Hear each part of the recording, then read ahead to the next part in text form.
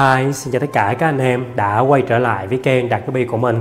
Video hôm nay mình sẽ đi dọn dẹp ở khu ngoài sau này và làm lên những cái mương cá thủy sinh ở ngoài đây ha. Hồi trước ở chỗ này là một cái hố để mà chứa nước thải, thì hôm nay mình với mẹ mình vận chuyển đất vô trong đây để san lấp lại rồi làm lên trên đây một cái mương nữa ha. Và ở ngoài đây là mẹ mình với mình đang xúc đất và vận chuyển trên xe rùa đẩy vô trong đây. Cái bánh xe rùa này nó cũng rất là nghị lực nha anh em. Nó bị hư rồi không có thể nào bơm nó được và nó cứ xẹp như vậy đó. Đẩy thì phải dùng sức rất là nhiều mới có thể là đẩy cái đống này đi. Và cái đất này nó cũng không phải là có đất không, trong đó nó có đá nữa em, mà nó khá là nặng. Mẹ mình thì sẽ đảm nhận cái việc mà xúc đất lên, còn mình là đẩy đi. Tại vì đẩy đi nó sẽ dùng nhiều sức hơn ha. Nhưng mà ngó về cái xúc đất cũng rất là mệt nha em, rất là mỏi luôn. Tại vì cái xảng này nó cũng bị gãy, nó cục rồi, nên là xúc phải khôn xuống rất là mệt luôn. Mà mình với mẹ mình là nhất định là phải làm cho nó xong cái mương này càng sớm càng tốt ha. Và cứ đẩy vô như thế này. Và giờ đất nó cũng sắp đầy cái hố này rồi nha anh em. Rồi để ra ngoài đây mình mời anh em ăn cái món đặc sản này nè, đặc sản đồng quê ha. Đó chính là cây nhãn lồng. Cây này mình ăn vô mình thấy cái vị của nó rất là giống với lại cái cây chanh dây mình hay pha nước uống ấy. Và cái lá nó cũng khá là giống nha anh em. Thì cái cây này giống như là cái cây chanh dây mini vậy đó. Đây là cái hạt bên trong của nó nè, rất là thơm. Cái tụi này cái này mà nó chín lên màu vàng cái này là tụi chim nó đến nó săn hết, mình không hái trái vàng ăn được đâu, chỉ ăn trái xanh thôi. Và sau khi mà đã đổ đất nó đầy rồi thì mình với mẹ mình sẽ trang trải ra, ban đất ra cho nó bằng ha. Mình cũng dọn dẹp mấy cái đồ mà như thùng xốp hay mấy cái miếng gạch men đồ các thứ. Vừa rồi sửa nhà nó còn dư trên đây nè. Và bên đây là một cái bạt để làm cái mương cá bảy màu cũ của mình ở dưới cái gốc ổi anh em. Thì mình vận chuyển nó qua bên đây, mình sẽ tái sử dụng lại cái mương này ha. Và chỗ này thì nó khá là rộng, nên là mình sẽ quyết định là làm 4 cái mương cá thủy sinh và một cái mương cá muống. Cái mương ở bên đây là cái mương cá beta, thì mẹ mình cũng đã lấy ra để làm thành cái mương tép đỏ rồi. Ở đây thì sẽ sử dụng thêm cái lưới đánh cá như thế này để phòng mấy con chim bói cá nó vô. Rồi bây giờ thì mình với mẹ mình nó sẽ tiến hành lót lại cái mương cũ này ha. Cái mương này thì phải kiểm tra đây mà, tại vì nó là mương cũ này nó cũng lủng nên là mình với mẹ mình cũng phải vá mấy lỗ. Làm cái này thì nó đang tầm khoảng 4:30-5 giờ chiều. Thì đến bây giờ làm là nó tối dần luôn nha anh em. Đó, mình quay thêm lát là anh em thấy rõ thấy đủ cái thời gian mà mình làm như thế này. Mẹ mình thì cứ dót mấy cái cọc tre này nè, mẹ mình dót mấy cái này rất là giỏi ha. Còn mình sao mình làm mấy cái này nó không có được như mẹ mình thế. Đó, mẹ mình làm thì nó rất là nhọn, tại vì hồi xưa là mẹ mình đã làm nông làm ruộng nè, rồi làm nhà cũng là nhà tranh vách lá thôi nè, nên là mấy cái này nó khá là quen thuộc với mẹ mình luôn. Còn bây giờ mà đưa mình lại thì mình không có làm được như mẹ mình ha. Và cảm ơn tất cả các anh em xem cái kênh của mình và cũng đã dành những cái lời khen đến cho mẹ mình. Thì mẹ mình rất là chăm chỉ và anh em khen mẹ mình rất là giỏi, và mẹ mình chiều theo cái đam mê của con mình. Ngày hôm nay thì mình với mẹ mình sẽ tiếp tục đồng hành mình sẽ tua nhanh cái đoạn này tí để mẹ làm cho nó nhanh hơn. Rồi mình vô mình đóng cọc tiếp.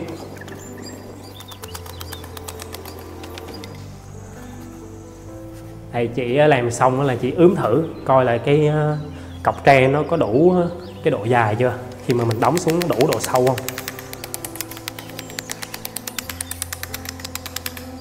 Mình cảm ơn mẹ mình rất là nhiều nha anh em. Vì nếu mà không có mẹ mình thì mình sẽ khó có thể nào mà mình làm được những cái công việc như thế này và mình quay mình chia sẻ đến với tất cả các anh em. Ở đây thì cũng tận dụng lại mấy cái cây tre cũ hồi trước, đó là của cái giàn đậu ngự anh em. Thì tận dụng lại chẻ ra. Đây mình sẽ sử dụng một cái cây sắt mình đánh vô trong cái rựa để cho nó chẻ tre cho nhanh hơn. Chứ mẹ mình thì cũng không có đủ sức để mà cầm cái rựa chẻ cái cây tre này cho nó đứt đôi ra nha anh em. Và cái này thì mình có nhầm tay anh em, nhầm tay cầm nhầm cái búa. Cái búa đánh vô đây nó gãy cái búa luôn nha. Cái này chỉ có cái cây sắt thôi, cây sắt mới đánh vô cái cây rựa được. Và hai mẹ con làm rất là cực lực nha để kịp.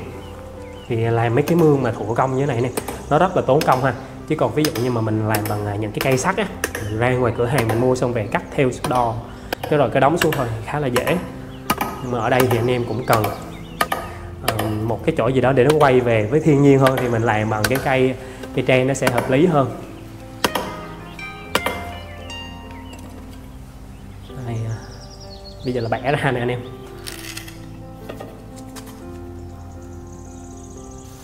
Rồi bây giờ là mình sẽ tiến hành lót cái mương thứ hai ha.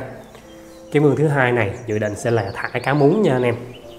Đó, trước khi lót thì cũng bỏ những cái bao xi măng xuống dưới cái đáy mương của mình để nó không có bị những cái hạt đá mà hồi nãy trong cái xe rùa mình đổ vô anh em, nó không có chích lộn cái mương của mình được ha. Làm mấy cái này thì cũng rất là tỉ mỉ và cũng đo để cho nó đủ cái thước nha anh em. Thì lót bạc ở trong những cái mương này thì nó cũng dễ giống như là chúng ta lót ở trong thùng xốp thôi, hay là trong những cái rọ nhựa thôi, chỉ có điều là nó to hơn ha. Và những anh em nào mà làm lần đầu thì chắc là hơi thấy cái bạc nó hơi lùng bùng, hơi bỡ ngỡ chút xíu.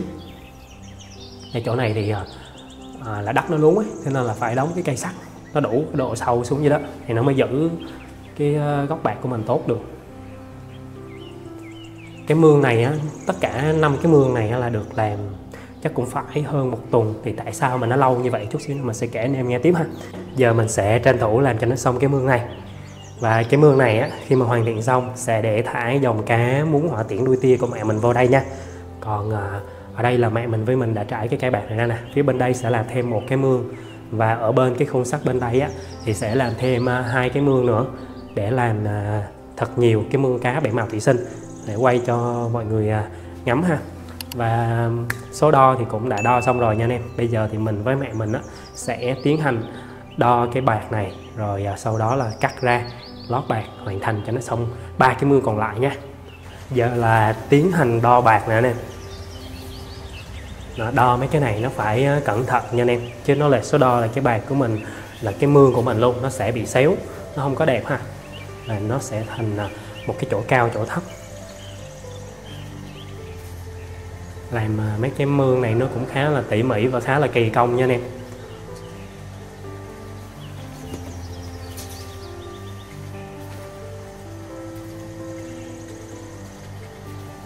Chỗ này thì nó bị mo lên, mình sẽ lấy viên gạch mình đè xuống, chỉ để cắt lệch lại chút xíu nữa những cái mương sâu nó cũng sẽ bị lệch luôn.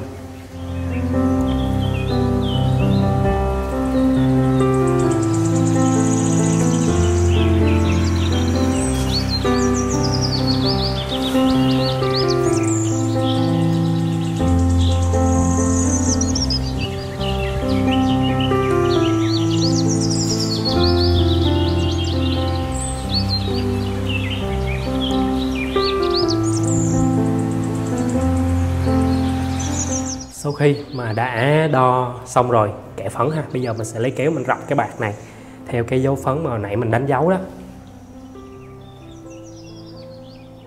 Rồi mình sẽ tiến hành đo luôn cái khung sắt hai bên này để mình chia cái bạc ra cho nó đều ha. Bây giờ sẽ tiến hành lót cái mương thứ ba. Mẹ mình đang quét cho nó trôi bớt cát ra. Anh em biết cái công đoạn này là cái công đoạn gì không? Đó chính là soi. Quay cái bạc ra chỗ hướng sáng á, thì soi nếu mà nó có lủng lỗ thì nó sẽ sáng, mà mình sẽ lấy keo mình dán lại ha. Nhưng mà cái tấm này soi thì không thấy nó lủng nha anh em, vì cái bạc này nó đang được cuộn ở bên trong á, nó không có bị cái gì nó chích vô thì nó không có lủng được. Rồi sau khi mà kiểm tra xong xuôi hết rồi, không có vấn đề thì sẽ tiến hành trải xuống và mình sẽ xếp cái bạc theo cái số đo của mình. Ôi, và mẹ mình nói là làm cái gì cho nó xong cái đã, quay xuống lại cái mương kia rồi làm cho nó xong cái mương đó luôn. Vì mẹ mình á, nói chung là đôi khi mình làm mình cũng hơi lơ mơ một tí, mẹ mình là làm là nó phải dứt điểm mẹ mình mới chịu ha. Chị ngồi chị diện mấy cái cây tre cho mình đóng. Rồi sau khi làm cái mương đó xong á, thì bắt đầu là gấp góc cho cái mương tiếp theo đó, lấy thước đo rất là bài bản nha anh em. Và mẹ mình rất là kỹ luôn, sợ có đá sạn nhỏ gì dưới nó đâm lụng cái bạc nên là quét liên tục luôn đó. Mẹ mình phụ mình gấp cái mương này lại. Cái mương này làm nó cũng khá là đơn giản anh em. Lúc trước thì mẹ mình không có tự lót bạc được, nhưng mà ngày hôm nay á, là mình chỉ cần cắt miếng bạc ra thôi. Cái thùng xốp nào mà bị lủng á, thì mẹ mình sẽ lấy cái miếng bạc đó lót vô, nó rất là xịn ha. Mình đang cột cho cái bạt này nó đứng lên cố định luôn, để chút xíu nữa là mình vô nước vô cắt nền luôn nha. Rồi tiếp theo là sẽ làm ở phần giữa và phần ở trên đầu này, ở dưới đó là cái phần đuôi của cái mương nha anh em. Đó, nhìn cái khu này á, khi mình nó chưa có cái mương thì nó rất là bình thường, nhưng mà khi mà lên mương rồi á, vô nước rồi trồng cây thủy sinh vô anh em, nhìn nó rất là đẹp ha. Và bước ra đây một cái là thấy cực kỳ thư giãn liền. Đó, anh em thấy gấp bạc nó phải vuông góc, nó phải căng như thế này nha anh em. Rồi đóng cọc xuống nè. Và anh em thông cảm ha, thì cái video này mình để có được cái video này thì mình quay trong rất là nhiều ngày và mình không thể nào mà quay bình thường được, nên là mình phải quay thêm lấy để anh em xem nó sẽ đỡ tốn thời gian của anh em hơn ha. Chứ một cái video mà mình quay mấy tiếng luôn, mình edit xong up lên mấy tiếng sợ anh em coi không có nổi ha. Bây giờ là xong cái mương thứ ba rồi nè anh em. Làm cái này thì kiểu nó phải đam mê mới làm được nha anh em, chứ còn anh em không có đam mê cá anh em khó làm được như thế này lắm, tại vì nó tốn rất là nhiều thời gian của anh em luôn. Rồi xong cái mương thứ ba rất là vuông vức và đẹp ha.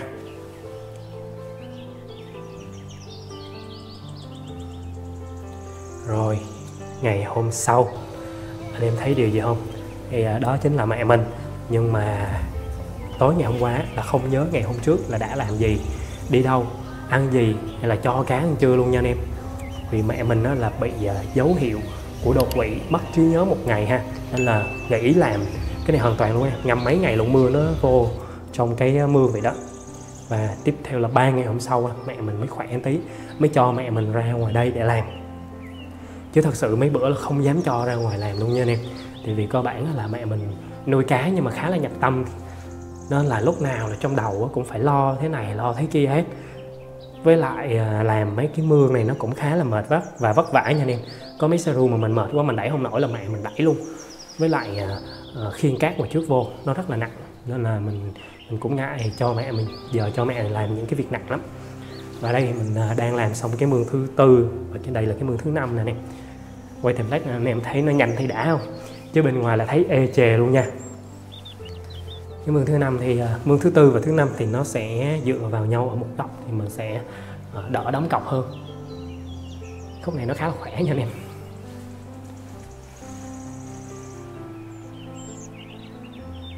Rồi chuẩn bị là hoàn thành xong 5 cái mương và đến với một cái công đoạn mà nó khá là cực nha anh em. May là nhà mình đang có sẵn tài nguyên, chứ tài nguyên mà không có đi ra ngoài sông lấy về nữa rất là đuối.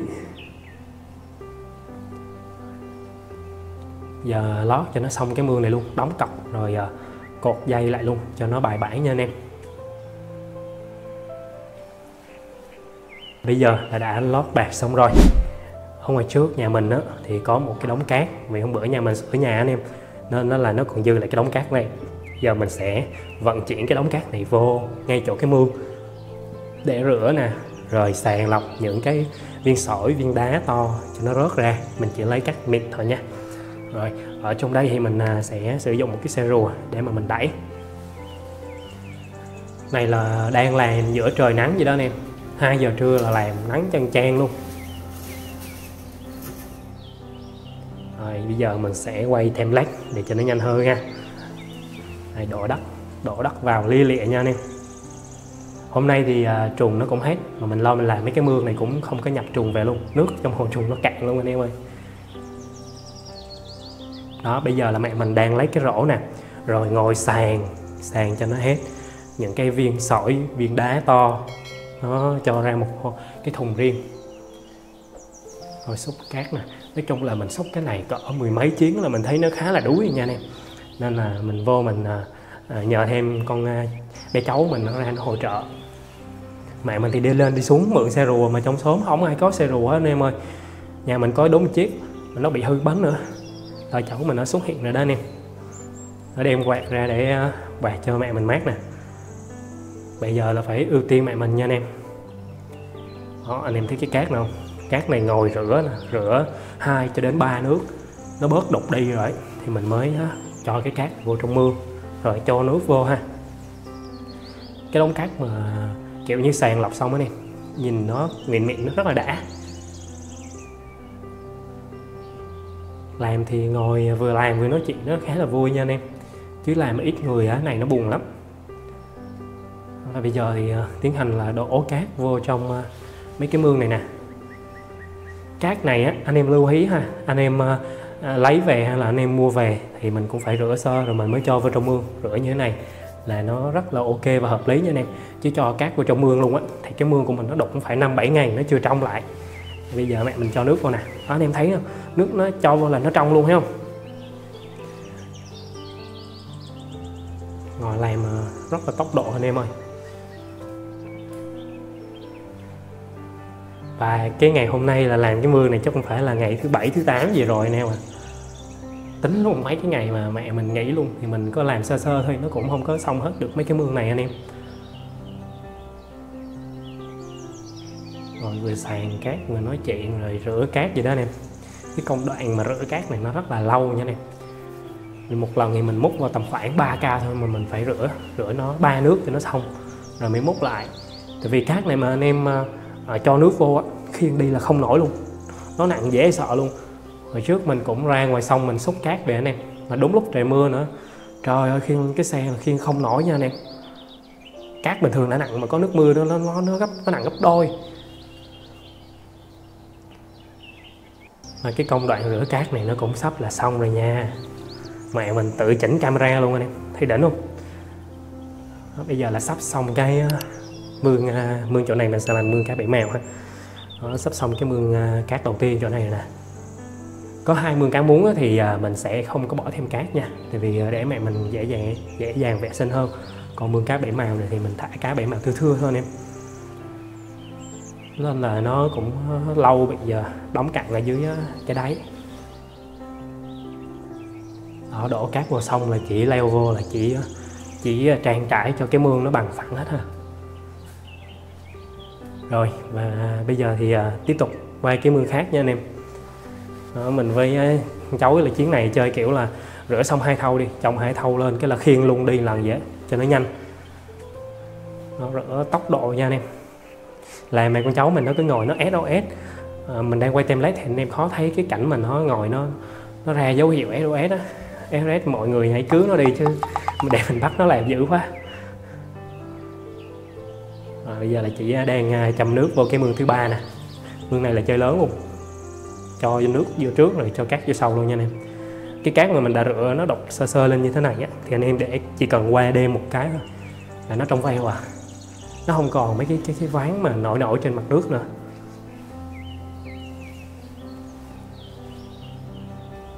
Đấy, bây giờ là thiếu cát.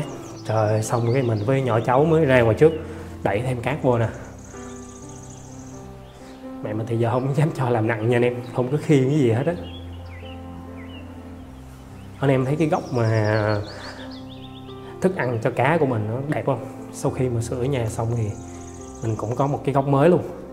Đây là châm nước vô nè, châm nước vô là khỏi cần bao ni lông luôn anh em thấy không? Châm thẳng vô là vậy luôn đó, nước nó tự trong à, nó đâu có vấn đề gì đâu. Cái mương này là do mình bỏ cát đầu tiên anh em, xong rồi cái mình mới châm nước vô thì nó sẽ đỡ đục hơn mấy cái mương kia. Mấy mương kia là bỏ nước rồi mới vô cát ha. Và sau khi chờ 2 ngày thì mình cũng đã mang cá ra ngoài đây ha. Mà nãy giờ cho nó làm quen.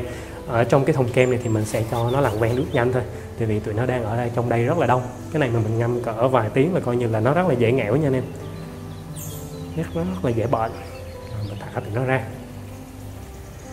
nó ra, để tụi nó quen cỡ cái hồ này cỡ ngày. Thì ngày hôm sau mình sẽ quay lại cho mọi người xem cái đàn cá này ha. Ở đợt này thì full gold với lại full red ở bên trại mình nó hơi ít, cả tô bát nó hơi ít, thế nên là không có nhiều cá thả ra đây. Để từ từ rồi mình sẽ lọc thêm mấy bầy cá ở trong trại nó đang lên. Cá nó không đạt chất lượng cho ra đây ở luôn nha anh em. Trước tiên mình thả 3 thau này nó cũng phải là trên 200 rồi anh em ơi, trên 200 con nha, khá là nhiều cá trong cái mương này luôn.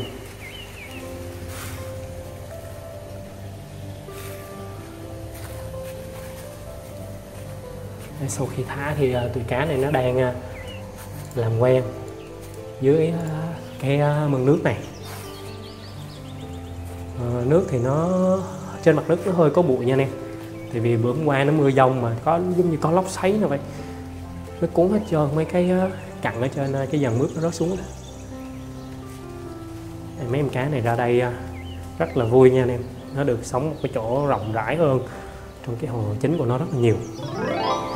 Và ngày hôm nay mình với mẹ mình cũng đã làm xong những cái mương này rồi, và ở đây thì mình cũng đã thả cá ra được một cái mương cá bảy màu ở đây rồi nha anh em.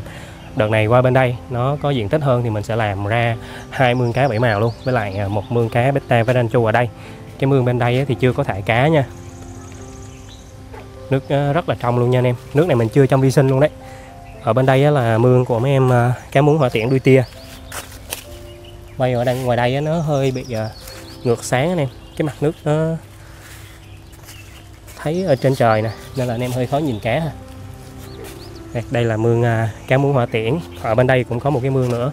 Ở bên đây thì cái mương này nó lên tảo nhiều quá nên là anh em sẽ khó nhìn cá hơn. Đây cá nó bơi nữa nè. Chỉ có cái nền cát vàng như thế này thì anh em sẽ dễ nhìn hơn nha. Bên đây cũng có một cái mương cá muống nữa. Đấy, anh em thấy cái dòng cá muống này khi mà chúng ta thả đông nó bơi theo đàn nhìn rất là đẹp. Thả đông nhưng với điều kiện là cái mương hay là cái hồ của anh em nó phải rộng nha, chứ mình thả chặt thì con cá nó suy lắm. Hồi nãy thì mình mới vớt được 3 em cá ranchu thả qua chỗ này nè. Mấy con còn lại nó lanh quá anh em ơi, lên để video sau mình sẽ vớt thêm, video sau mình sẽ làm thêm thả thêm cái vô cái mương này nha. Đợt này thì tiểu bảo tháp nó rất là ít, lý do là lúc trước dọn mấy cái mương này vô nè, xong rồi tiểu bảo tháp là chắc phải 4 cái mương dồn vô tầm khoảng 3-4 thao gì đó, mà để chắc quá anh em, mà cái nó bị ống hết trơn. Đợt này chỉ còn rong đuôi chó thôi. Bên đây là mình thả cũng hơn 200 cá bảy màu anh em. Bây giờ thì nhìn cái mương của mình nó chưa được tự nhiên như lúc trước, tại vì tiểu bảo tháp nó ra chưa nhiều, nhưng mà anh em yên tâm ha, tiểu bảo tháp đang trồng lại đây thì từ từ nó sẽ ra nhiều hơn. Mà anh em nhớ bên kia không? Bên kia là mấy cái ao mà mình đào ở dưới đất đó này. Bên đây thì mình cũng chưa có bổ sung cá, tại vì nó cũng tầm khoảng gần nửa năm rồi á, khá là lâu. Thì có mấy dòng nó đẻ trong đây được thì nó còn lại cá nè, như đây là dòng rồng xanh nè anh em. Cái cá này là đúng kiểu bị lãng quên luôn á anh em. Mẹ mình chỉ có cho ăn thôi, với lại ngoài đây nước thì nước mưa nó tự tràn vô rồi nước nó lên thôi. Bên đây hồi trước nhớ là hồ cá rồng đỏ sọt si thu, để mình xem nó còn không nha. Cua nó còn cá dưới đây luôn nè anh em.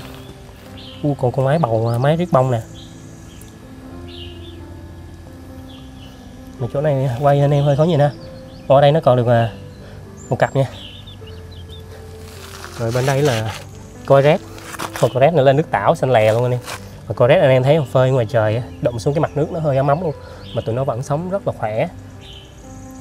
Đây coi rét nha. Coi rét này mà nó có nước tảo vô, nhìn cái màu của nó sẽ rất là đậm. Còn bên đây là có mấy con tô bát thủy sinh của mình nè. Tô bát riết bông thủy sinh đó mình thả ra đây. Nó đang trốn dưới cái tán lá cây ấu thái. Thì bên khu này mình sẽ dọn lại sau ha. Còn video ngày hôm nay mình sẽ quay cho anh em xem về một cái mương cá bảy màu huyền thoại của mình. Khi mà dời qua đây mình cũng đã làm lại một cái mương cá bảy màu, nó dài hơn và cũng như là nó rộng hơn một tí nha. Và mình đợt này mình sẽ làm nó cao lên như thế này, để mình đo thử nha anh em. Để cái mực nước hiện tại mình để là nó chưa được một gang tay, và cái cát thì mình để cỡ 3 lóng tay như thế này nha anh em. Cát mình để dưới này nè, và tụi này nó thấy mình ngồi ở đây là nó cũng bơi tới, nhìn rất là đã. Để mình chờ tụi nó đông đông tới xíu ha. Mình có cái hồ cám đây để mình lấy ra. Hôm nay đi quay cái mương này á thì mình mới biết là sắp hết cám thái nha anh em. Tại bữa giờ là sửa lại cái nhà phía sau này xong, cái mình cũng làm cái hồ chuồng chảy bên kia rồi. Cái hồ chuồng chảy thì nó trữ cũng khá là ok bên đó nha anh em.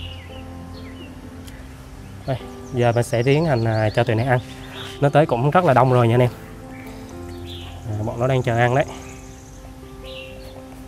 Ngoài mương này thì chủ yếu là mình thả mấy con cá thủy sinh, cá đẹp cá giống cũng có. Cái đẹp cá giống là lớn tháng chút xíu mình thả ra ngoài đây luôn. Rồi bây giờ thì mời tất cả các anh em cùng ngồi chill.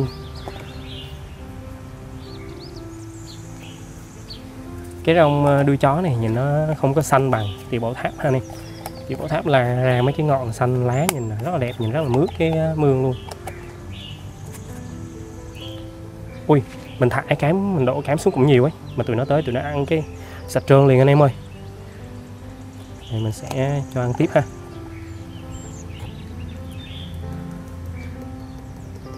Trong cái mương này thì nó cũng có những cái cây như là lúc trước mình đã trồng rồi. Thì có cây ở đây là cây thị trúc nè, có anh em nào mới xem thì chưa biết ha. Thì cây thị trúc, rồi cái cây bên kia là cây phát tài, mà hôm bữa là để nó ra ngoài nắng quá cái nó sốc nhiệt, nó mấy cái cây lớn nó hẻo rồi anh em, cho nên mới mọc mấy cái mầm lên lại. Còn cây này là cây lan nước, để ngoài nắng quá mấy cái cây này kiểu như nó không thích ở ngoài nắng á anh em. Tụi này lại ăn hết rồi. Trong cái mương này là nó còn thiếu một cái loại cây nữa, anh em biết cây gì không? Đây, cây lá dứa nha. Đây, cây này nè, trồng á cực kỳ thơm luôn, cái mùi nó rất là dễ chịu. Thì cây lá dứa đó là để nó làm hương liệu cho sữa đậu nành này, cũng như là mấy cái bánh và các thứ này. Cây lá dứa đó thì nó hạ thủy, sống rất là khỏe, rất là tốt. Cái bộ rễ của nó ra còn nhiều hơn so với cái cây thị trúc này luôn nha anh em. Cái bộ rễ nó lọc nước rất là đã. Để mình sẽ cho thêm cái cây đó vào lại trong mương này nha.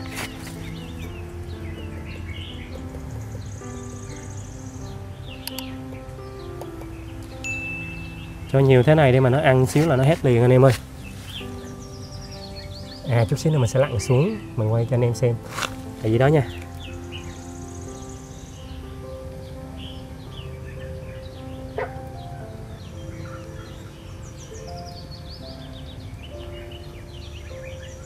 Cá dưới đây rất là nhiều anh em ơi.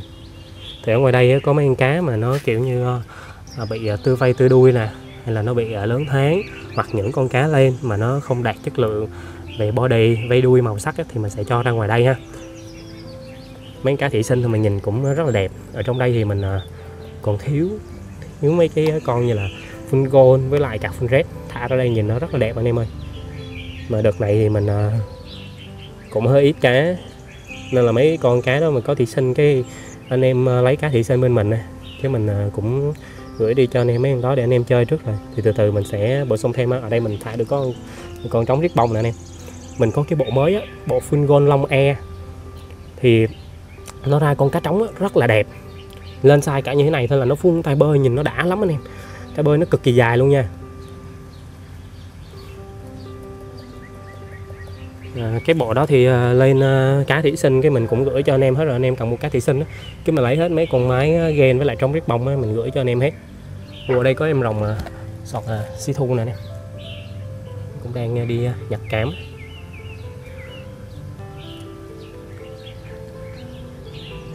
Mình đang rất là ngóng mấy cái cây Tiểu Bảo Tháp lên. Cái cây Tiểu Bảo Tháp này cũng có rất là nhiều anh em hỏi mình. Thì hồi trước mình trồng ở bên hông nhà, nó cũng có nắng chiếu sơ sơ, vì đó mình nó lên rất là tốt nha. Em xem mấy cái video cũ của mình về mấy mương cá Tiểu Bảo Tháp là phải vớt bỏ bớt luôn ấy, chứ nó phát triển rất là tốt. Mình hy vọng là giờ dời qua bên chỗ khu này thì cái cây Tiểu Bảo Tháp nó cũng sẽ lớn nhanh và nó phát triển mạnh giống như bên kia. Ở đây mình thả có được có em cá, một em cá trống phun rét này em, còn nó bị lỗi đuôi chứ mình thả ở đây chứ nó không phải bị bệnh nha. Cá rất là khỏe. Ui, bọn này thì mình cũng sẽ cho nó ăn vừa vừa thôi, chứ mình không có dám cho nó ăn nhiều. Để ăn nhiều thì cá bảy màu nó rất là dễ bị bệnh nha anh em. Trong đây thì cũng có rất là nhiều em cá mà mình lai tạo ra mấy cái dòng mới anh em, mà nó không đạt cái mình thả ra ngoài đây. Còn mấy con đạt mình giữ lại bên trong trại rồi. Đây là rồng tím này lớn tháng già lắm rồi. Thì mình nghĩ như thế này, thì con cá nó giúp mình, nó nuôi mình sống được, thì mình sẽ đối xử tốt với tụi nó nha anh em. Mấy con cá này mình không có thả nó ra ngoài mương, mấy cái ngoài mương thủy lợi nè, hay là ngoài ngoài ao hồ ruộng rồi sông suối mình thả ra ngoài đó. Mấy cái dòng cá này nó sẽ không bao giờ mà nó sống nổi ngoài đó hết nha anh em, trừ mấy con cá bảy màu rừng mà bây giờ là nó cũng đã là cá thuần chủng rồi, như mấy con red angler mình không chắc là thả con red angler ra ngoài sông nó sống luôn, nên là mình làm ra mấy cái mương như thế này. Mục đích của mình là mình sẽ bỏ bớt cá ra đây, mà có những cái đặc biệt là cá mình thả ra ngoài đây rồi thì mình sẽ không bán cho anh em nữa nha, mình không có gửi cá thủy sinh cho anh em được đâu, vì thả ra ngoài đây một cái mương mình nó lớn như này thì mình sẽ không có kiểm soát về cái độ mà nó sung của con cá đó, nên là mà khi gửi đi xa thì bên mình đóng cá thủy sinh nó cũng rất là kỹ, đóng một bao là chỉ có 2 con thôi, mình chia ra nhiều cái bao nhỏ mình đóng như vậy. Đấy, thì mấy con nữa mà đi chung như vậy thì nó phải đảm bảo sức khỏe để đến cho anh em. Thật sự thì bán mấy con cá thủy sinh đó mình cũng không muốn bán nó lắm anh em, mình muốn bán cá giống thôi, nhưng mà anh em có nhu cầu mua thì thôi mình cũng chia cho anh em về để làm những cái hồ, những cái mương như này anh em chơi. Chứ còn cá bảy màu thủy sinh thì khi mà anh em lấy 10 con bên mình thì mình sẽ tặng thêm 3 con. Anh em biết mục đích sao mình tặng 3 con không? Tại vì gửi đi nó sẽ có rủi ro ở đây không phải là do những con cá nó yếu mà nó bị hẹo trên đường đi, mà là do cá nó kiểu như nó sung quá, đặc biệt là như cái dòng full red kia ha, mà anh em cho vô bao 2 con anh em để tầm khoảng nửa tiếng thôi là bắt đầu là thấy nó rách vây đuôi rồi, có mấy con là nó cắn là tơi hết màu luôn. Full red bên mình không hiểu sao nó rất là sung, đặc biệt cả con topaz cũng vậy, chỉ có mấy con rồng này đi thì nhìn nó dễ chịu hơn nha anh em, và đóng bao 2 con được, nên là anh em thấy là mấy dòng cá thủy sinh thì khá là ít full red, tại vì đóng đi nó kiểu nó chiến với nhau quá anh em ơi, cái màu nó đỏ nhìn nó rất là hung dữ. Đấy thì gửi đi thì nó có rủi ro, thế nên là anh em mua 10 thì mình mới tặng 3. Nên là anh em lúc nào mua cá bên mình bất kể là cá thủy sinh nè hay là cá giống thì nó cũng đều dư cá hết nha. Rồi thì giờ mình sẽ quay với cái mương này cho anh em xem mà ngắm thư giãn. Rồi để mình đi qua chỗ này xem thử nha anh em, xem thử cá nó có chịu bơi qua đây không. Ủa nó ra đây nó đẻ cá con luôn nè anh em. Có con nó có bầu sẵn á, làm sao để quay cho anh em xem con cá con này đây, nó hơi khó nhìn quá.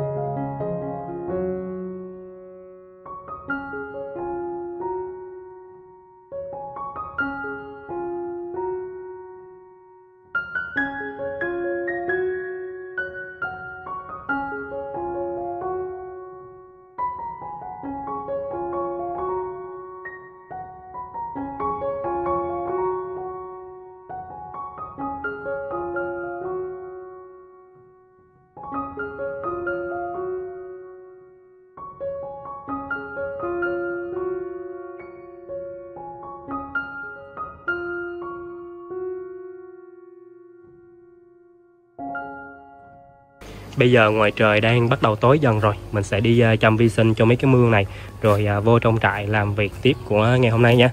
Bây giờ mời tất cả các anh em cùng qua đây với mình. Anh em biết vi sinh gì chưa? Cái này chính là vi sinh BSB nha anh em. Hồi trước thì những cái mương cá, mương tép của mình không sử dụng vi sinh, nhưng mà mình thấy cái vi sinh BSB này nó cũng được. Nó gần như là không có tốn tiền gì hết nha anh em. Nếu mà nhà anh em nào mà có nuôi gà á, thì mình sẽ lấy cái trứng của nó, rồi mình cho thêm xíu nước mắm nữa vô, cái mình đổ nước vô là mình để tầm khoảng 3 đến 4 tuần thì nó sẽ lên được đỏ như thế này. Còn nếu mà có con giống thì nó sẽ lên nhanh hơn.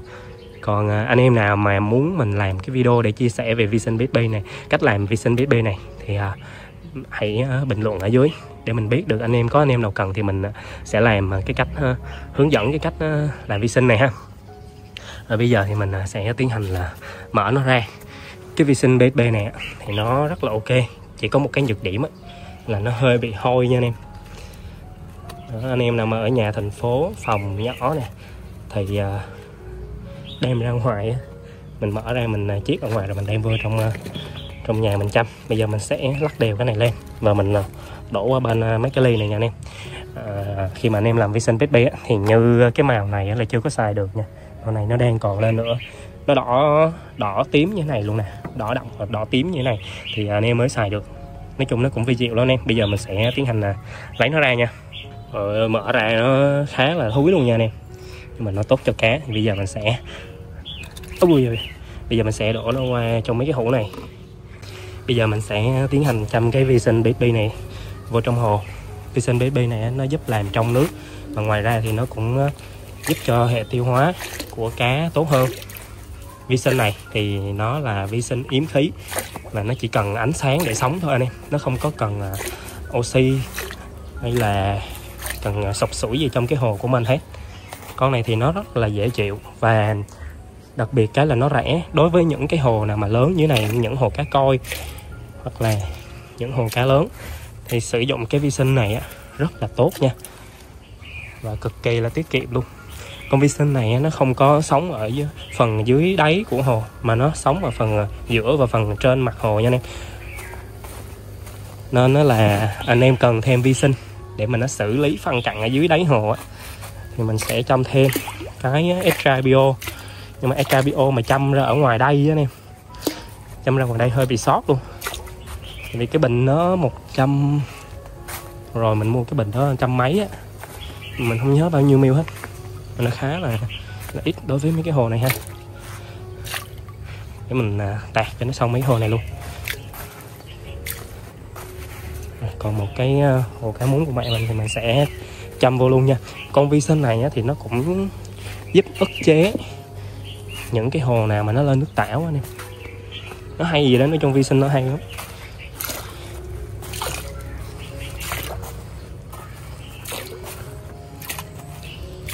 Rồi mình chăm qua bên cái này luôn ha. Rồi thì nó sẽ giúp mình phân hủy những cái phân cặn lơ lửng trên mặt nước, giúp cho cái mương của mình nó trong hơn. Rồi bây giờ thì mình xin phép kết thúc video ở đây ha. Nếu anh em nào thấy video của mình hay thì hãy nhấn cái nút like để ủng hộ mình, và nhớ đăng ký kênh để theo dõi những video sau. Bye bye.